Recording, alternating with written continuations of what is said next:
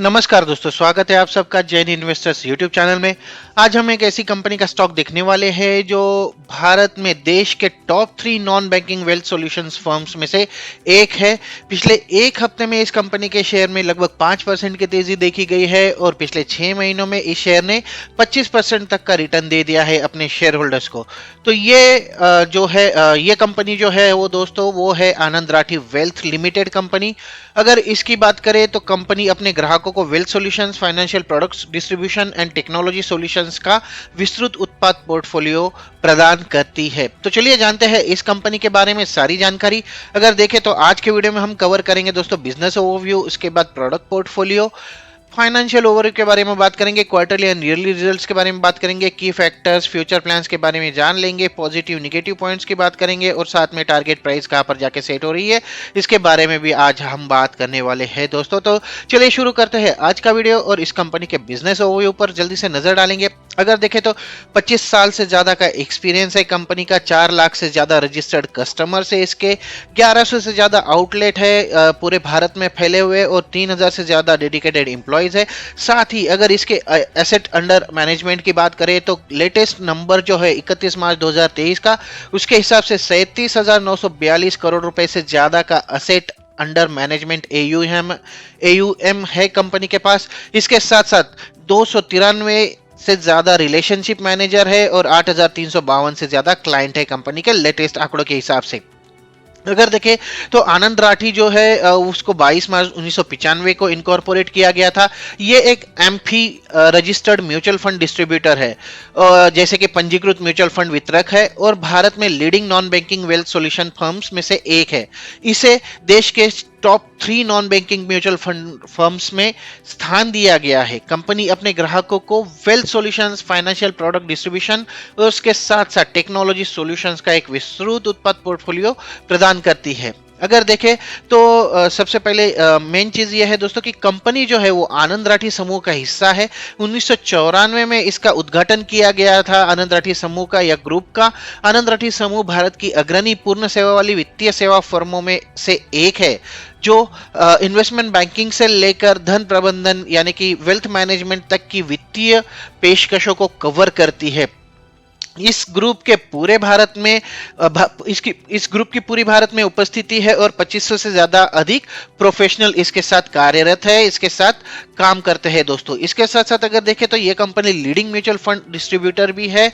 आनंद Rathi wealth limited, जिसे ARWL के नाम से जाना जाता है, भारत में टॉप या फिर लीडिंग गैर बैंक वेल्थ सॉल्यूशन फर्म्स में से एक है और इसे FY 2022 में अर्जित सकल कमीशन द्वारा भारत के शीर्ष नॉन बैंकिंग म्यूचुअल फंड वितरकों में स्थान दिया गया है। आनंद राठी एक म्यूचुअल फंड वितरक के रूप में कार्य करते हैं और एमपी के साथ ये रजिस्टर्ड है। ये एक AMC द्वारा प्रबंधित म्यूचुअल फंड योजनाओं को वितरित करता है और AMC से परीक्षण के आधार पर वितरण कमीशन अर्जित करता है, जो कि इसका मुख्य आय स्रोत है, मुख्य बिजनेस है दोस्तों।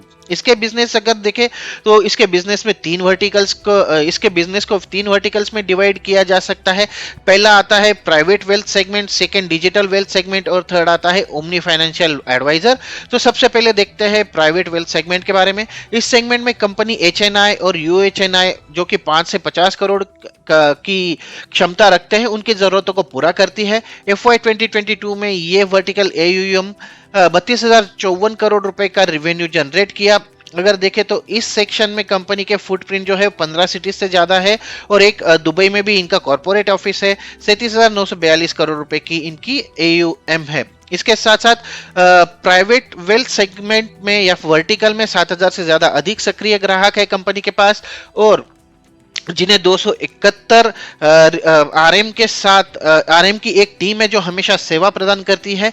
इसके अलावा इनके 57% ग्राहक 3 साल से अधिक समय से उनके साथ जुड़े हुए, लॉन्ग टर्म से जुड़े हुए, जो उनके कुल PW AUM के 77% का प्रतिनिधित्व करते हैं दोस्तों। अब सेकंड सेक्शन या फिर सेकंड वर्टिकल देखें तो डिजिटल वेल्थ सेगमेंट है। यहाँ पर DW सेगमेंट में कंपनी के प्रपोजिशन का एक फिनटेक व्यापक विस्तार है जो फिजिकल चैनल के माध्यम से दिए गए वेल्थ सॉल्यूशन के साथ बाजार में बड़े पैमाने पर संपन्न वर्ग को संबोधित करता है, उनको टारगेट करता है दोस्तों। FY 2022 तक इसमें 852 करोड़ रुपए का AUM है जो 31 मार्च 2023 को 1051 करोड़ रुपए हो गया, और इसके साथ साथ इससे टोटल क्लाइंट जो है 31 मार्च के हिसाब से 4249 एक क्लाइंट्स है, और इसके साथ साथ क्लाइंट एंगेजमेंट पार्टनर्स है 316 से ज्यादा। तीसरा सेगमेंट अगर देखें तो इसमें आता है ओमनी फाइनेंस एडवाइजर, जिसे OFA कहा जाता है। OFA संपत्ति प्रबंधन के माहौल पर कब्जा करने के लिए कंपनी का रणनीतिक विस्तार है जो B2B2C मॉडल के माध्यम से खुदरा क्षेत्र में यानी कि रिटेल क्षेत्र को पूरा करने के लिए टेक्नोलॉजी का लाभ उठाते हैं। पिछले साल में इस वर्टिकल में 5343 म्यूचुअल फंड वितरक शामिल हुए, जो 31 मार्च तक बढ़कर 5665 सब्सक्राइब म्यूचुअल फंड डिस्ट्रीब्यूटर्स बन गए हैं। अब 18.8 लाख से ज्यादा का क्लाइंट बेस हो चुका है कंपनी का, और 99,000 से ज्यादा करोड़ का जो है कंपनी का AUM है सिर्फ और सिर्फ इस सेगमेंट में। अब देखते हैं कंपनी की प्रेजेंस की बात अगर करें तो भारत में तो ये इसके पहले हम प्रोडक्ट पोर्टफोलियो पर जरूर नजर डालेंगे दोस्तों। अगर देखें तो ब्रोकिंग की सर्विसेज जो प्रोवाइड करती है कंपनी, उसमें equity, derivatives, commodities, currency futures और IPO की ब्रोकिंग सर्विसेज प्रदान करती है। डिस्ट्रीब्यूशन में mutual fund, corporate fix deposit, structure products, NCD bonds, portfolio management services प्रदान करती है। फाइनेंसिंग में मार्जिन ट्रेडिंग फैसिलिटी प्रोवाइड करती है, और एडवाइजरी में smart basket, wheels and trust और फॉरेक्स एडवाइजरी ये कंपनी के प्रोडक्ट्स एंड सर्विसेज में शामिल है दोस्तों। अगर कंपनी का प्रेजेंस की बात करें तो भारत में काफी जगहों पर इसकी उपस्थिति है, जैसे मुंबई, नागपुर, अहमदाबाद, जोधपुर, चंडीगढ़, गुरुग्राम, नोएडा, न्यू दिल्ली, इसके साथ साथ कोलकाता, विशाखापट्टनम, हैदराबाद, चेन्नई, बेंगलोर, कोयम्बटूर, पुणे जैसे सिटीज में इसकी उपस्थिति है। साथ ही साथ इसका एक रिप्रेजेंटेटिव ऑफिस जो है वो दुबई में भी है दोस्तों। तो काफी जगह पर इसकी उपस्थिति है यहाँ पर। आगे बढ़ के कंपनी के फाइनेंशियल पर नजर डालेंगे दोस्तों। अगर फाइनेंशियल में देखें तो सबसे पहले देखेंगे हम फाइनेंशियल ओवरव्यू, जिसमें अगर देखें तो कंपनी का मार्केट कैपिटलाइजेशन जो है वो 3,551 करोड़ रुपए का रहा है। कंपनी के शेयर की करंट प्राइस 852 रुपए की है। 52 वीक का हाई जो है 885 और लो जो है 607 रुपए का है दोस्तों। स्टॉक का P 21.1 का है और इंडस्ट्री P 23.2 का है। तो उस हिसाब से काफी एक रीजनेबल प्राइस पर ये अभी भी शेयर अवेलेबल है। बुक वैल्यू जो है कंपनी की वो 121 रुपए की है। डिविडेंड भी प्रोवाइड करती है। 1.29% की डिविडेंड यील्ड है। कंपनी के शेयर की फेस वैल्यू जो है वो 5 रुपए की है। ROCE का आंकड़ा देखिए दोस्तों 48.6% और ROE का आंकड़ा है 38.0% का। तो काफी शानदार ROE और ROCE के आंकड़े यहाँ पर देखे जा रहे हैं।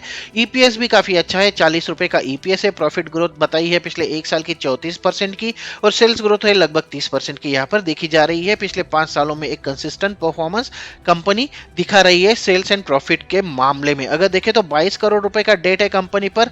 करंट एसेट जो है वो 306 करोड़ रुपए की है, और डेट टू इक्विटी रेशियो काफी कम है, 0.04 का डेट टू इक्विटी रेशियो है, और डेटर डेज भी इसके सिर्फ 11 दिन के हैं दोस्तों।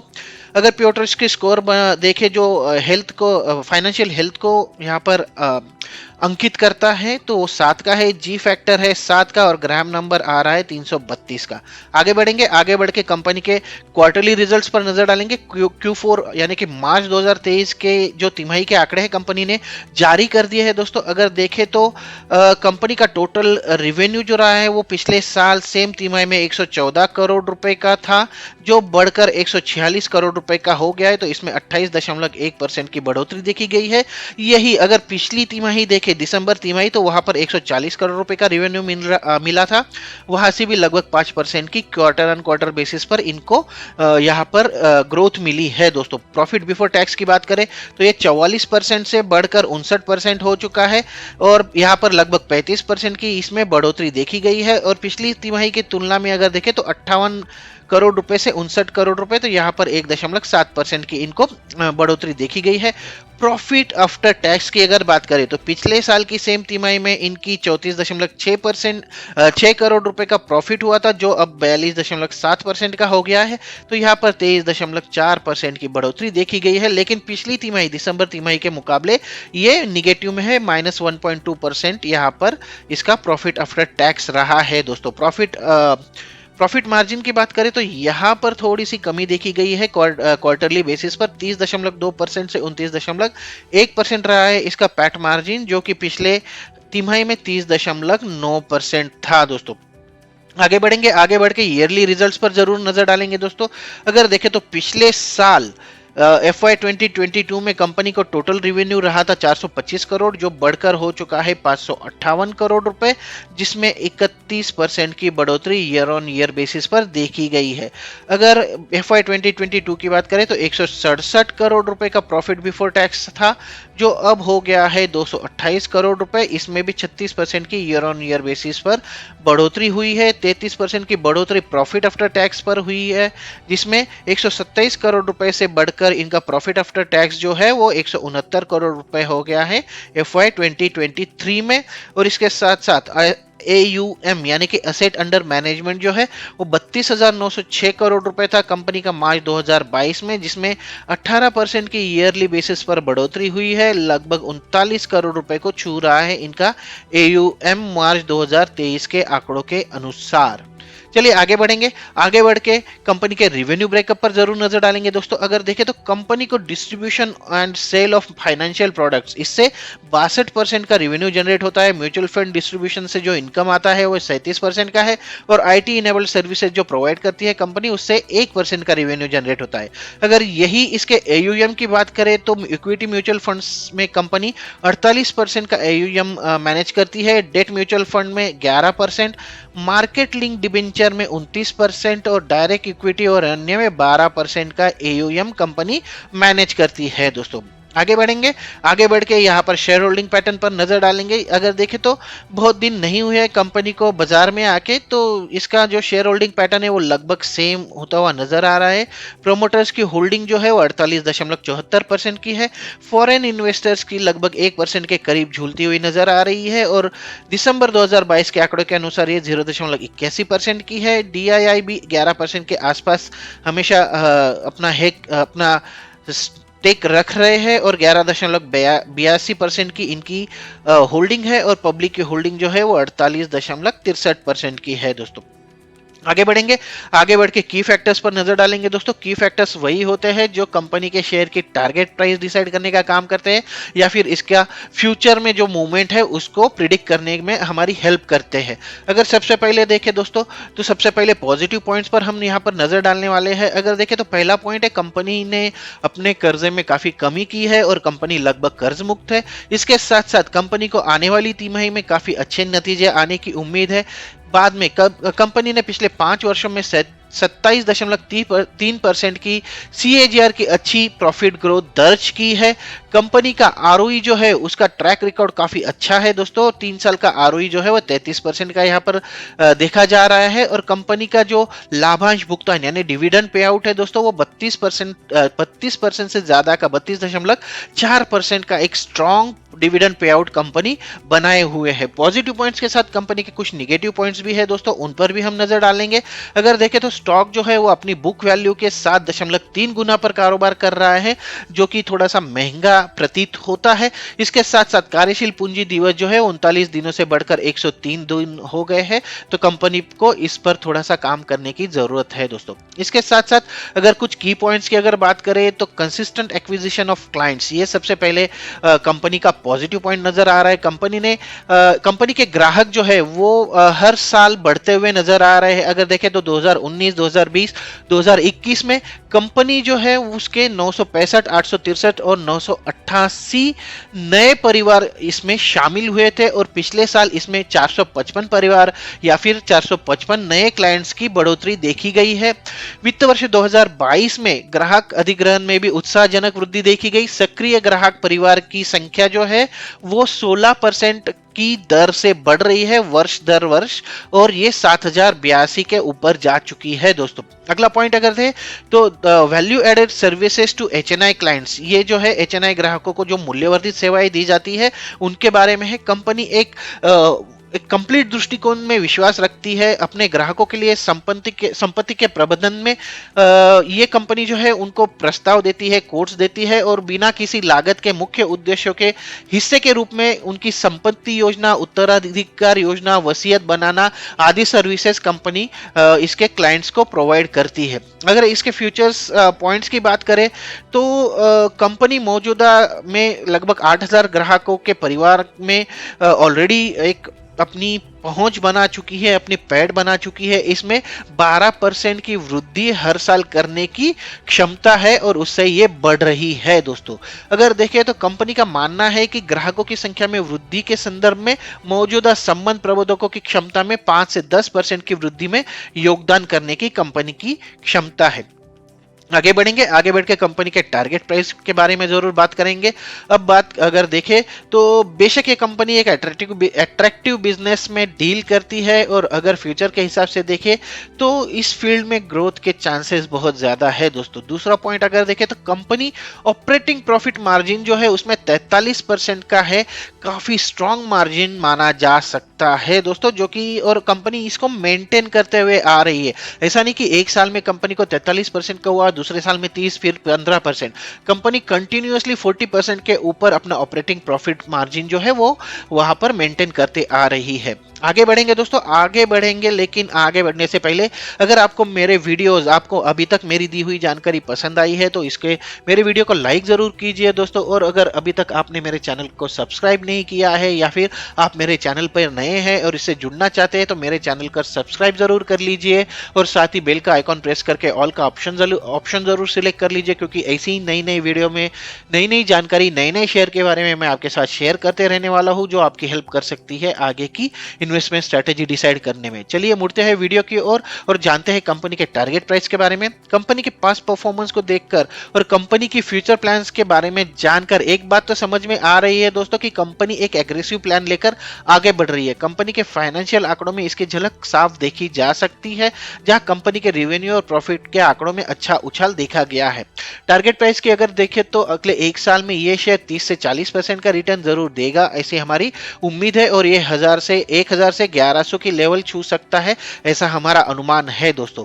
ऐसे में अगर आपने इस शेयर में इन्वेस्ट करने का मन बना लिया है तो मैं यही सजेस्ट करूंगा कि थोड़ा थोड़ा करके अकोमोडेट करें, ताकि किसी भी निगेटिव सिचुएशन का ज्यादा इंपैक्ट ना हो और आप इसमें मुनाफा कमा सके। वैसे भी रिसेशन जैसी परिस्थितियां बन रही है दोस्तों यूरोपियन कंट्रीज में, साथ ही अमेरिका में और फिर यूके में, तो थोड़ा सा फाइनेंशियल जो सेक्टर है उसमें थोड़ा सा संभल कर ही कदम रखे तो अच्छा रहेगा आप और मेरे जैसे रिटेल इन्वेस्टर्स के लिए। इसी सलाह के साथ दोस्तों मैं आज का वीडियो यही समाप्त करता हूं। आशा करता हूं कि मेरा ये वीडियो आपको पसंद आएगा, आपकी हेल्प करेगा आगे की स्ट्रेटेजी डिसाइड करने में। अगर आपके मन में इस स्टॉक को लेकर कोई सवाल है तो मुझे जरूर कमेंट बॉक्स में बताइए, मैं जवाब देने की जरूर कोशिश करूंगा। तो आज के वीडियो में बस इतना ही दोस्तों, मिलते हैं अगले वीडियो में एक नए शेयर के साथ, एक नई जानकारी के साथ। तब तक के लिए नमस्कार।